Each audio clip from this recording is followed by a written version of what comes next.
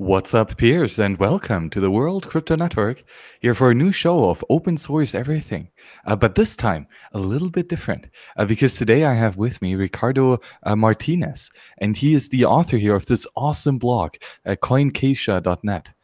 And there are a bunch of really good articles on here about, for example, Patreon, a great guide to BTC Pay server, or here one with an interview with Adam Fiskor about Wasabi Wallet, and a couple other really cool and really important topics that Ricardo has covered here. So Ricardo, what's up? How are you doing?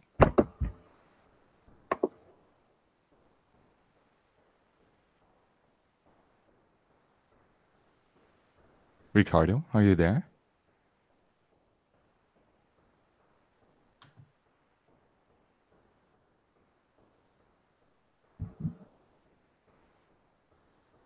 Are you there, Ricardo?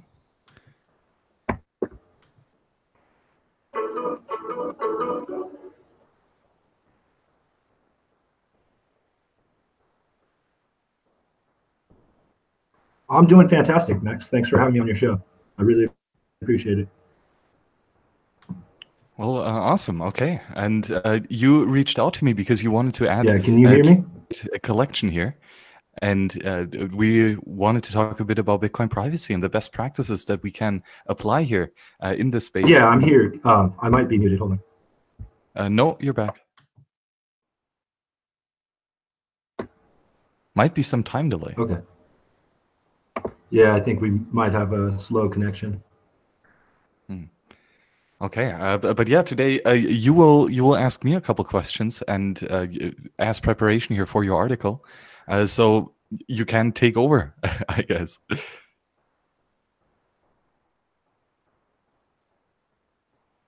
All right. Yeah, today I'm going to be interviewing you, Max, about Bisq and Bitcoin privacy. I know you've been an advocate for Bisq in the past, and Bisq recently announced that they're going to be launching their DAO soon. So I wanted to shine some light on Bisq and how it can help people concerned about privacy when using Bitcoin.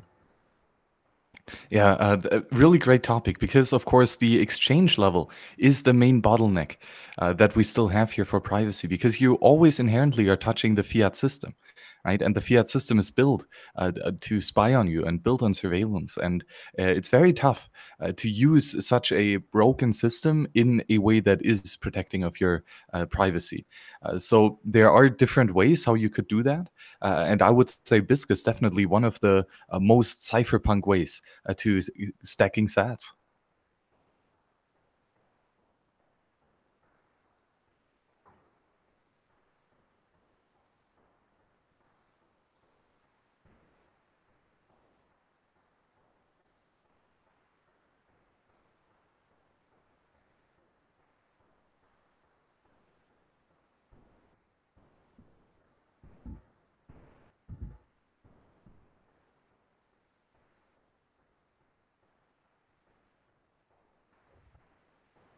Seems like we have some really bad time delays.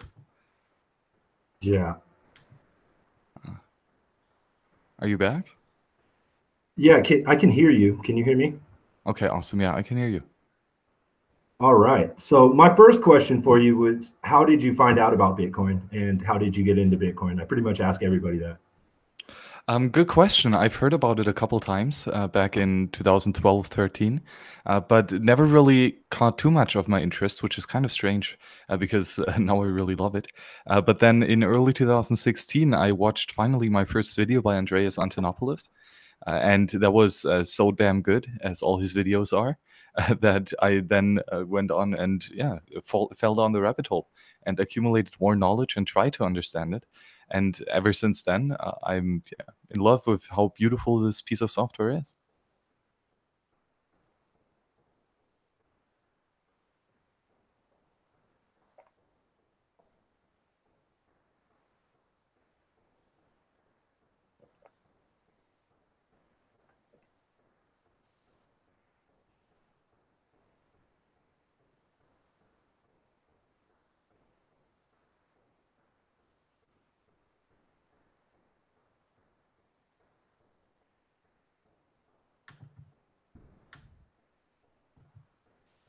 Awesome. My next question is, in your opinion, does Bitcoin protect user privacy? Great question. And it's not really that clear yet, I would say. It's very difficult because Bitcoin is not anonymous, but it is pseudonymous. So it's not necessarily tied to your real world identity, but you build up a identity with a reputation, or at least the UTXO does, the coin of Bitcoin. And thus, there is the potential of a privacy breaking link that then links this cluster of UTXOs to your real identity. And that is not necessarily perfect. So I would say Bitcoin can be pretty damn private if you use it correctly. But if you are sloppy and if you don't apply known best practice, then there are many tricks and hurdles that you can fall into that will, break your privacy. But there are definitely ways on using Bitcoin in a way that nobody can spy on you. Okay, awesome. Can you tell me what the overall importance of privacy in finances and Bitcoin specifically is? I didn't get the first part of the question. Can you tell me the overall importance of privacy in finance and then specifically Bitcoin? Okay, yeah, another great question. Privacy is inherently important. It's a natural right because we need to. If there is always a link between action and attribution, so who did this action? Then there is always an easy way for judgment to happen, and this means that it can be very tyrannical in a sense that when you do not have any privacy and the tyrant or ruler that is in that current jurisdiction then has full access to all the private conversations or all the economic transactions, then this can reveal a lot about the individual and can be used to pressure against him. So, for example, we see the current form of surveillance very much tied into the taxation system. So that together with the fact that fiat bank accounts are not censorship resistant at all, the money can simply be taken out of the account without any defensive mechanism for the individual. And so this means that we have a hyper surveillance society where some selected individuals have full access to all this information of others, and these others don't necessarily have a equal amount of information on those persons spying. Right? For example, in the small village, there you will always know some secrets about some other villagers, and of course they can attribute your actions to you as a person. But it is in a small and decentralized scale. And this means then that if your neighbor abuses this level of trust, then you can defend yourself against that and try to make sure that it no longer happens. But the thing is, with state-level surveillance, the power differential is so gigantic, and it can be terribly misused and abused if not taken proper care of it. Okay, great.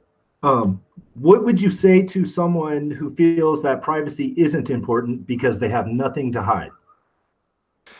Well, Ricardo, how much money exactly did you make last week? And what did you spend it on yesterday? What exactly did you buy? Please, I really want to know. Right? These questions, they are they are pretty uncomfortable. And why do we close the door when we are in the bathroom? It's not that we have nothing to hide. It's that we have nothing to share. And there are many acts that we do in everyday life that are utmost private. Your most private conversations with your spouse or your wife, or with your business partner, or the stories you tell to your children at night. These are things that you don't necessarily want to tell everyone and that you don't want to share with the entire world. And that is perfectly fine. There's nothing wrong with that. It's not a question if we have to hide something. It's just that it's none of your business. And if I don't necessarily have to reveal all the information to you in order to do business or to do a transaction, well, then why would we do that? It just introduces a lot of trust and a lot of risk associated with that can be abused. And again, especially the knowledge differential here is very powerful and can be very much abused. Okay, excellent. Has becoming aware of Bitcoin made you more privacy conscious? Oh, absolutely, yes. In many ways, on the one hand, I would say that Bitcoin in general just pushes you to be much more self-sovereign and self-sufficient.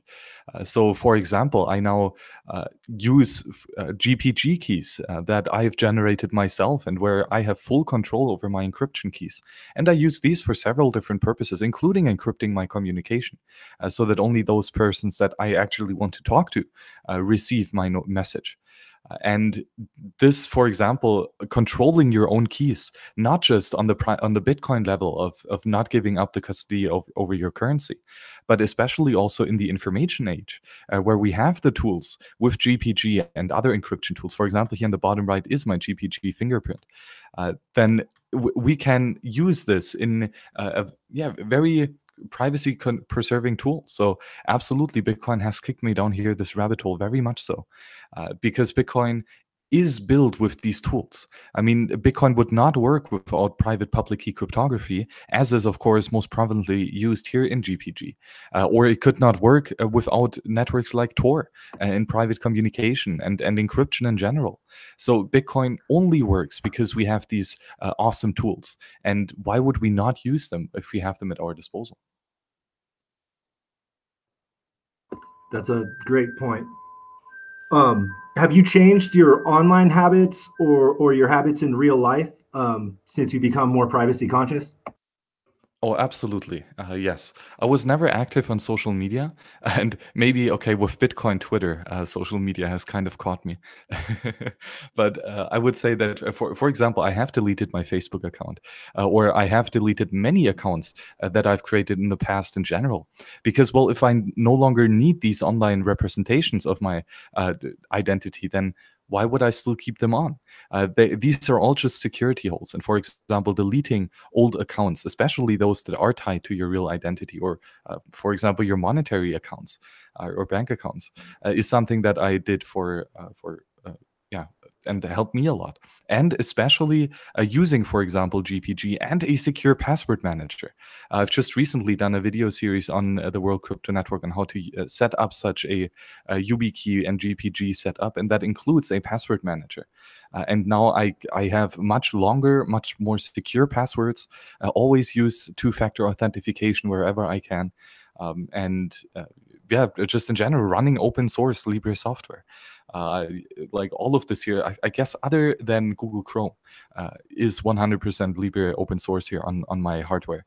And that is something that I very much treasure, not just necessarily because it provides better security, but very much so also because of the philosophy of Libre open source software. Awesome. Now, this might be a lot to digest for people that are new to privacy. So what do you recommend for like a newcomer who wants to learn about Bitcoin privacy? Yeah, great question. Oh, there is so much to learn. I would say a good place to start is to really understand what UTXOs are, unspent transaction output, which is basically the tip of the chain of digital signatures that represent a Bitcoin, the like currency particle or cluster that we have in Bitcoin. And this UTXO is born, so to say, with the Coinbase transaction, where every 10 minutes roughly, it used to be 50 Bitcoin being generated, quote unquote, out of nothing, and then represented as a UTXO in the blockchain. And then this Bitcoin can be spent again by proving the control of the UTXO by providing a valid answer to the script that locks it up. And that can be, for example, a private key, or it could be something like for example, a multi-signature or a time lock. There are different ways, different scripts that you can use. But the important part is basically that we have the opportunity now of transferring ownership of these coins. And the way we do this transference of ownership and how we cluster them together is very, very tricky and difficult. So that is definitely one area where I would start. And for that, there is the Bitcoin wiki. There are several articles, for example, by Nopara73, who has written a lot on coin selection and coin management.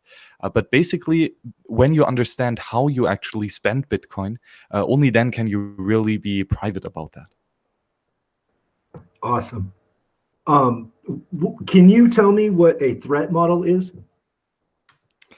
A threat model is basically a way to analyze which possible threats are there for a given piece, or for example, software. So in Bitcoin, we would do a threat model and go through the different ways that it can be stopped to achieving its mission. And I would say the mission of Bitcoin is to provide a stable, sound monetary system that has its intrinsic currency and that cannot be confiscated, or in general, that protects property rights.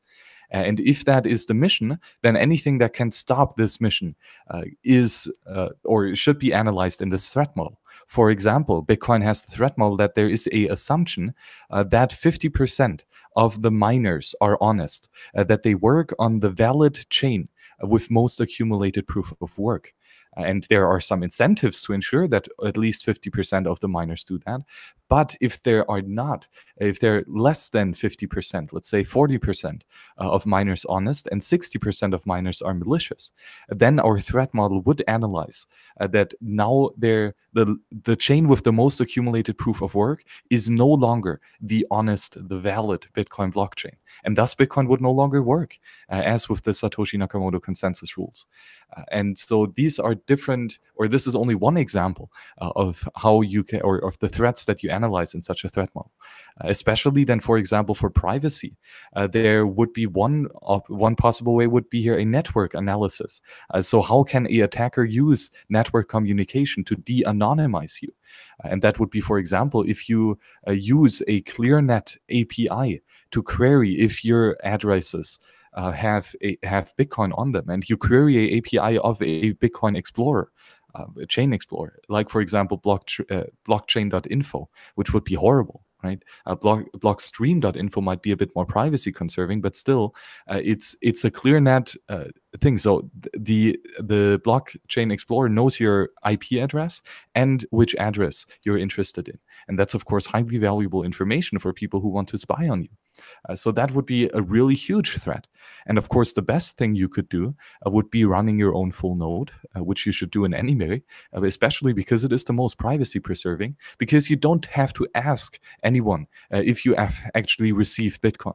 You verify it for yourself on your own hardware and without any network communication. And because there is no direct network communication, then this means that the threat or the threat model has reduced greatly. And this we could continue doing for 100 different aspects here of Bitcoin to see where it is privacy preserving, or how it can be stopped in its defense of property rights. Awesome. How important would you say that fungibility is for privacy in Bitcoin? On several different layers it is. Well, again, first of all, you cannot have property rights if you don't have privacy. So just in general, we really need to make sure that we keep this up in order to defend the most sacred of rights that we have.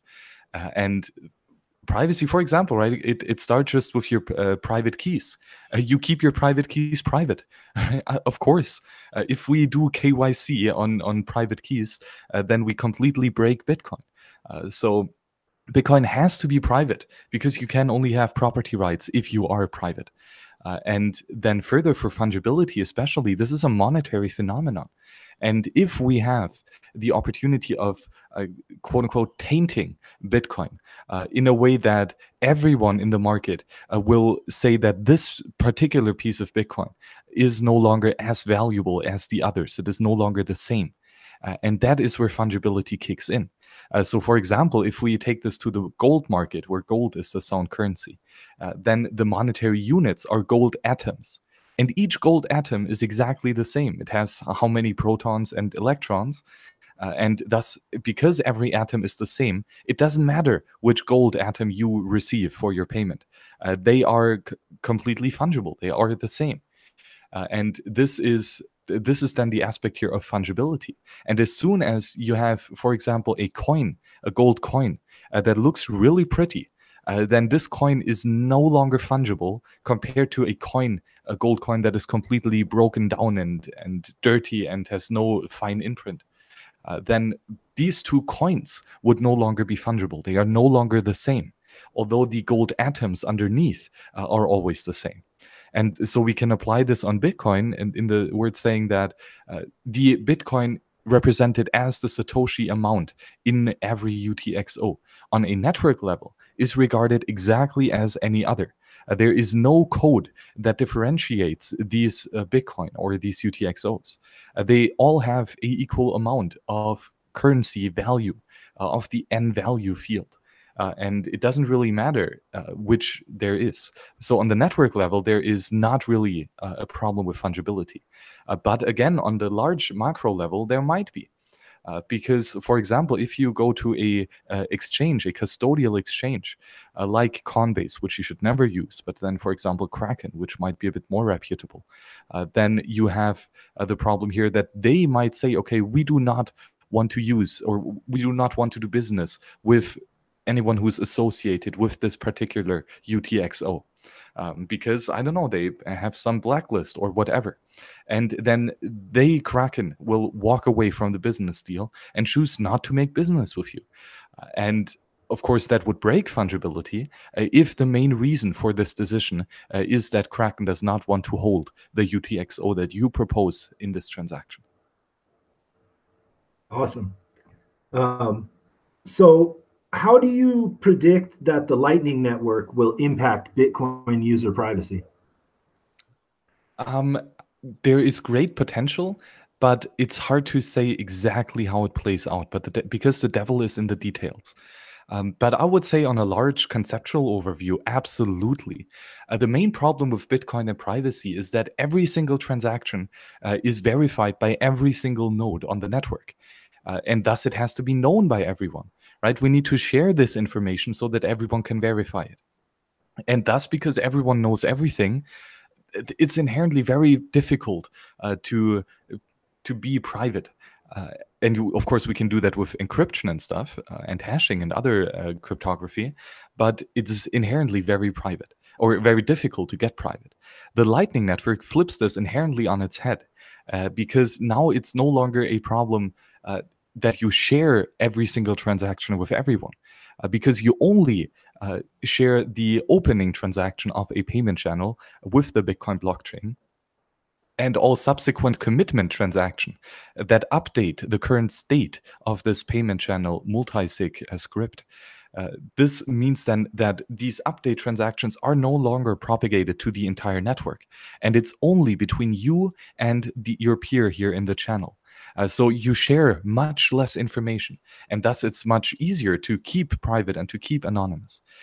And then further, because the Lightning Network is a network of payment channels, there is even privacy when you route a payment across this network, because the routing protocol called Sphinx is used, which is very similar to the Tor onion encryption protocol. So every single hop in the Lightning Network knows only the two peers of the different payment channels. They do not know who has initiated the payment or who has received the payment. They only know whom to pass it to and from whom they have received it. And this is just one or a couple of the very few aspects where Lightning is more on a conceptual basis already much more private than Bitcoin on-chain. But we need to do a lot more work in order to get Lightning Network private to the potential that it can be. Okay, great answer. What are your thoughts on Lightning Peach, Bitfury's Lightning Network implementation? Oh, yeah. It shows how important it is to know the developers of your software. Because here with Bitfury, they have provided probably a rather high quality Lightning wallet that can either be, as far as I know, completely custodial, which I do not suggest, but it can also be connected to your own Bitcoin full node and Lightning node. And so this would then be on the software side. It might be very usable software. At least it looks pretty from the user experience side. But there, as always, we need to be really, really careful because they have pretty long terms and conditions. And I've only read them like proliferally and am not an expert in them. But it looks like they are tracking and logging a lot of user information. And information that can be tied directly to your identity. And to your other or to your online representative identity, and thus we need to be really careful to not give away the information to just whomever, right? And of course, if we use the software here from Bitfury can get all this information, and also all the subsidiary companies of Bitfury. It just happens that they have at least one, probably several chain analysis firms. And these chain analysis firms then can use this information that you have voluntarily given them to spy on you, to de-anonymize you, and to break your privacy, and maybe without your explicit consent. So again, this is just how rigorous we have to be. Although Lightning Network, again, has the potential of being private, if we misuse the software in a way that it's not supposed to be, and with bad software implementations that do not follow best practices, then we really have to be careful. So it's good that we have the opportunity of verifying who our software developers are. For example, here with Bisq, the Bisq community is very, very transparent, and you see exactly who has contributed to the GitHub. Or same with Wasabi, right? Go back and see who has done the contribution, who is involved, who has skin in the game, and what have they done previously, and are they really incentivized to keep your privacy intact, or are they incentivized to spying on you? And when the same parent company has a chain analysis subsidiary company, then you might be pretty damn sure that these guys are talking. And then again, it might not be the best choice to reveal your personal information to these entities. Awesome. I'm glad you brought Bisq up, because my next question is about Bisq. You've used it personally to buy and sell Bitcoin, correct? Yes, it is one of my favorite exchanges, if not the most, or if not my favorite exchange period, because it is cypherpunk as fuck, so to say. All right. Can you tell people how Bisq's privacy compares to a traditional Bitcoin exchange? Okay, so with a traditional Bitcoin exchange, we can assume that it is a centralized and a custodial exchange, because again, this is the edge between Bitcoin and fiat, and so we cannot use the advantages of Bitcoin to the fullest extent, because we are bowed down by the weakest link in the chain, pun intended, which is of course the fiat shitcoin. And then this means that we really have to be careful with how we interact. And it's easy, the quick and easy path of doing it centralized and custodial. This means that the exchange holds on to your Bitcoin private keys, so you give up full control there, and they hold on to your euros, to the fiat shitcoin that you send to them, and then. Only when they have full possession over both of them, and only when they then know they can no longer be double spent, then they do the exchange and give out the Bitcoin and fiat to the individual parties that do the exchange. So we have a classical middleman, and trusted third parties are security holes. And that is exactly the problem that Bitcoin hoped to solve in the currency system. And Bitcoin does a very, very damn good job in being a decentralized, trustless currency. But we have not yet really achieved that on a exchange. However, Bisq tries to solve this. Bisq is very much similar to Bitcoin, that it does not require a trusted third party. It does not require you to give up your private keys and the full access to the fiat. And Bisq is very much a tool that is focused on exchanging as private as possible. So how this works is that you have a full server. You are the server. It's fully self-hosted. There is no main central server that you connect to, but you are exactly like you host everything. And all the communication is over Tor and end-to-end encrypted to your private keys that you control on your own hardware. So no one else has access to the communication or the Bitcoin. And that is inherently, again, very private. And then you connect directly to the server of your trading partner. So there is no middleman server, so to say, but you communicate over Tor directly and only with the individual peer that you're trading with. And all the information, again, is end-to-end encrypted, so that only the buyer and the seller and no middleman has access to this information. And then you do the exchange, leveraging the power of Bitcoin and especially the Bitcoin multi-signature.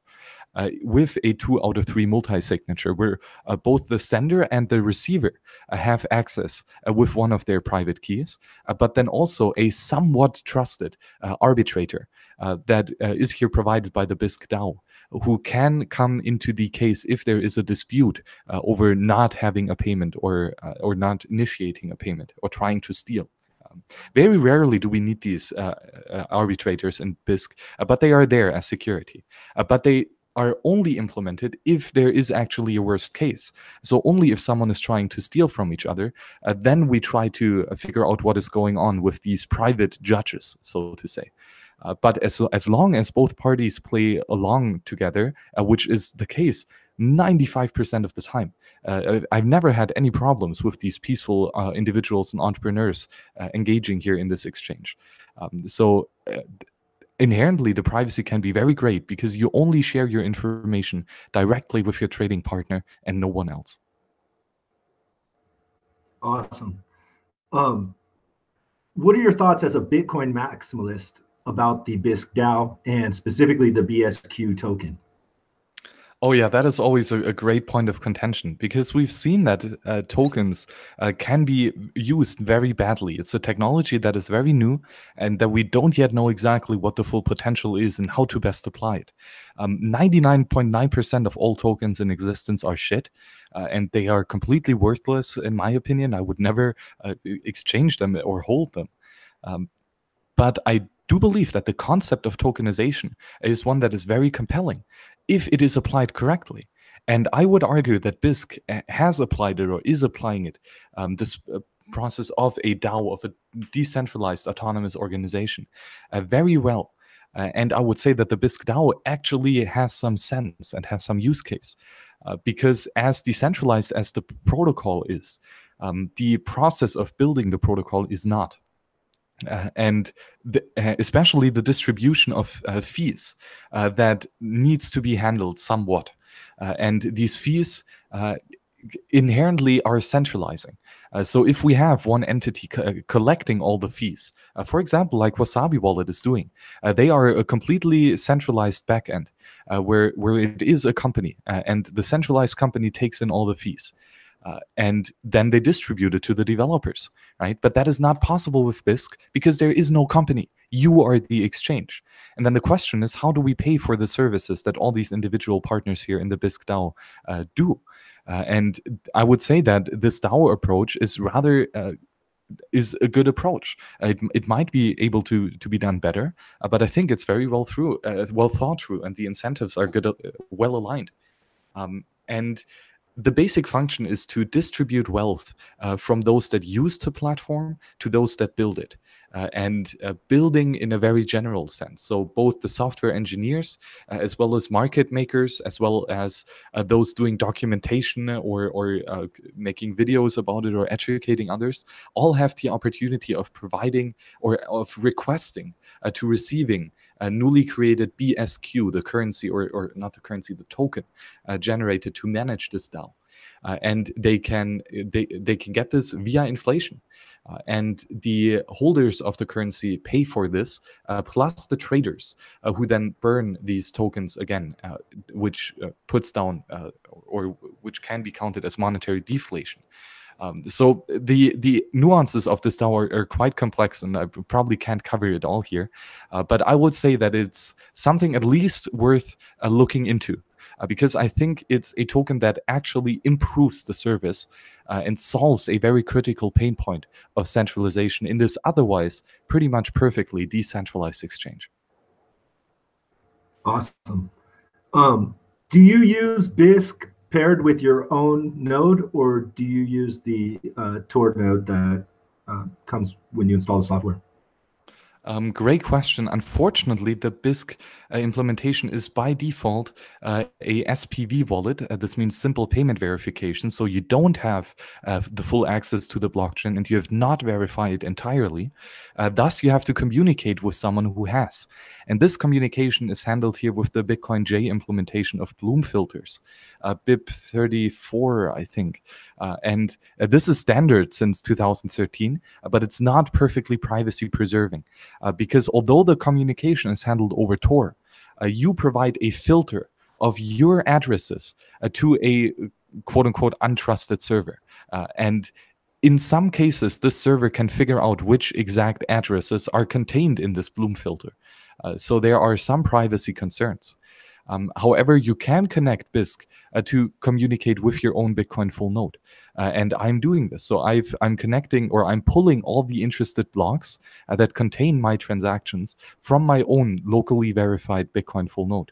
And this means I don't have to communicate with anyone, and thus no one knows which addresses I'm interested in or which transactions. And unfortunately, not yet. So the cool thing is that I'm connecting to my Nodl, which you can get on nodl.it, a really cool Bitcoin full node. And we are currently only running Bitcoin, Lightning Network, BTC Pay Server, and Tor, and the Lightning and some other applications on there. But the goal is to have Bisq and Wasabi both running on there as well. And so far, you can at least connect both of them so that you pull the blocks from the Nodl, but they are not yet running on this specific hardware that is always on and running 24/7. So it would be really cool to have Bisq running here on top of the Nodl, especially because then you have your server up and running 24/7, and you can be a market maker and have open offers and communicate with the potential trading partners. So it would be a great addition to the Nodl if we can fully run the Bisq server on there. We are working on it in 2 weeks, as usual. Awesome. Okay, so we've covered a lot of different tools. You've mentioned Wasabi, Nodl. What are your go-to tools for protecting your privacy while you're using Bitcoin? I would say the best is always to run your own full node, because then you have the most network protection. Best do it over Tor if you can. That really helps with protecting your IP address as well, so that no one knows that you actually are interested in Bitcoin at all. And then, of course, hold your own keys, right? That again, if you don't run your own full node, and especially if you don't hold your own full keys, you've already lost pretty much. It's damn difficult. And then I would say just make sure that you are cautious how you use Bitcoin. Again, look into how to do UTXO management. It's something that's really worth to learn. And then make sure that you have a full enclosed ecosystem of using Bitcoin. So yes, make sure that you acquire Bitcoin in a privacy cautious way. And I would say Bisq is a great tool for this, or in-person cash trades, right? These are probably the most private. Which, by the way, you can do in-person cash trades and manage them over the Bisq exchange as well. That's a really cool feature. And so the thing really is here that we have to make sure to use all the tools at our disposal. And the best way, I would say, to get your hands on Bitcoin is not by buying them for your fiat shitcoin, but by earning them. And being an entrepreneur and providing valuable service to your customers is a great way of privately accumulating Bitcoin. And without any third party knowing that you have these currencies, of course, other than your direct clients that you satisfy here as an entrepreneur. And then pretty much as soon as it's possible, do coin joins and do some other transactions. There are really cool and easy ways of doing coin joins. For example, here the Samurai wallet has implemented Stonewall transactions, which are basically pay-to-endpoint transactions, which is a scheme developed by a bunch of awesome privacy heroes in Bitcoin. And it's a very easy way of doing a quote-unquote mini coin join with your trading partner. So we see this here, for example, in the last picture right here. Here, Alice is sending something Bob is sending 10 Bitcoin to Alice and receiving change for this. However, Alice, as the merchant, is also providing a input. And then paying that input back to herself. So she has kind of consolidated her UTXOs, and she also has made sure that it's no longer clear who has sent whom and how much was being sent. Because two of the main heuristics are being broken. One is that all the inputs are owned and controlled by the same entity, which is one of the heuristics chain analysis companies use. So that is broken because Alice, the receiver, has contributed an input. And because the values here are messed up, actually 10 Bitcoin are being sent. But because Alice has contributed her own inputs, she can split up to which outputs they are allocated. And thus no output here shows the actual 10 Bitcoin input or 10 Bitcoin transaction. So this is kind of a way to also obfuscate how much money is actually being transacted from Alice to Bob. So coin joins, zero-link coin joins, how they are implemented here in Wasabi, are only one way of doing coin joins. There are a bunch of others, and here this Busta Pay or pay-to-endpoint proposal would be another great tool. But yeah, in general, just be cautious with all the steps and use the tools that are available, because there are some really good tools available. Wonderful. In your opinion, does the Bisq DAO pose the same users that the Ethereum DAO did, which was famously hacked? Oh, great question. I'm not really too well known in the technicals of the Bisq DAO and how it is implemented, so I'm not sure how easy it would be for a bug in the software to occur. Bisq is using very basic color coins in Bitcoin. So I think they had 25 Bitcoin donated over the course of developing the software. And all of this has been turned into colored coin Bitcoins that are regular Bitcoin UTXOs, but that have some metadata attached to them. And this metadata can be then used in the color coin protocol in this form of communication to extract additional information. And this additional information is basically that I think 100 Satoshis equals 1 BSQ.